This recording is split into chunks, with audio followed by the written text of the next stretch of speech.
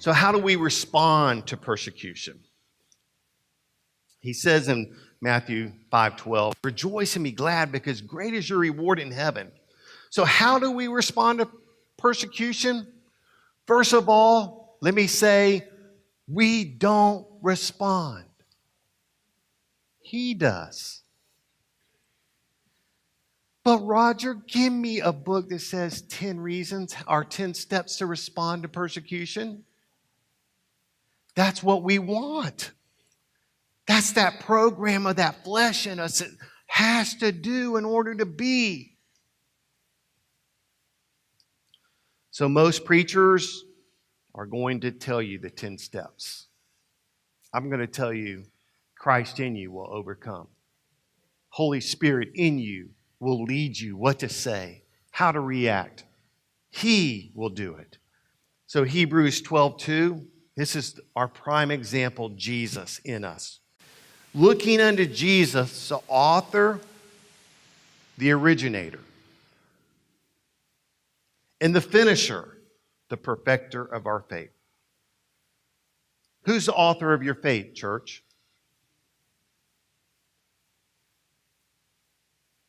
Who's the perfecter of your faith, church? Then why are we trying to perfect our own faith? Isn't that kind of a slap in the face of Jesus? No, I can do it better than you. See how it kind of seeps in there? He's subtle.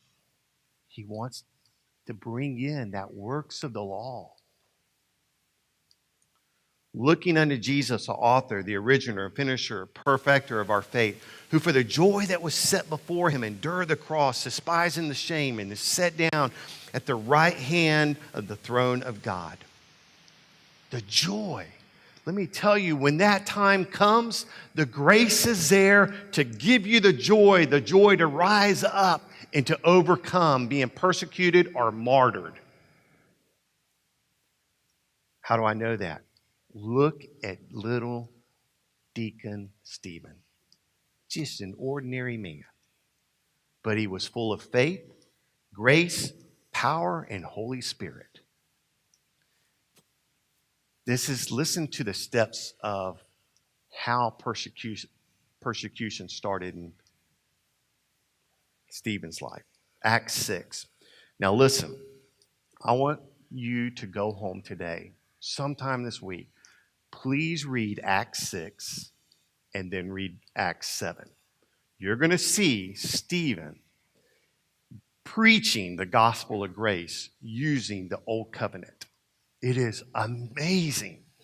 You're talking about lights popping on. Whoa. But Acts 6, opposition arose from the religious. Guarantee you, when you're out on the street and you're speaking to the homeless, the hurting, the alcoholic, the drug addict, you're probably not going to suffer persecution. It's going to come from the religious. They begin gossiping. Can you believe Roger believes that? And all of a sudden they'll start an argument with you.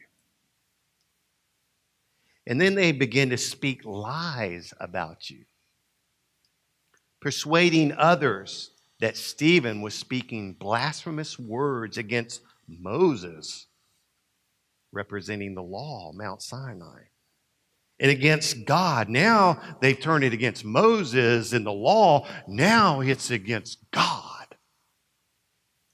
They stirred up the people, the elders, the teachers of the law. Little Stephen stirred them up. They seized him. They seized the opportunity to bring you before the religious leaders and intimidate you. When they brought Stephen before them, they stared him down. We're going to intimidate this guy. Stephen. Yeah, right. But God. Acts 6:15. They saw Stephen's face as they were trying to stare him down and intimidate him. They saw his face, was like the face of an angel. Can you imagine?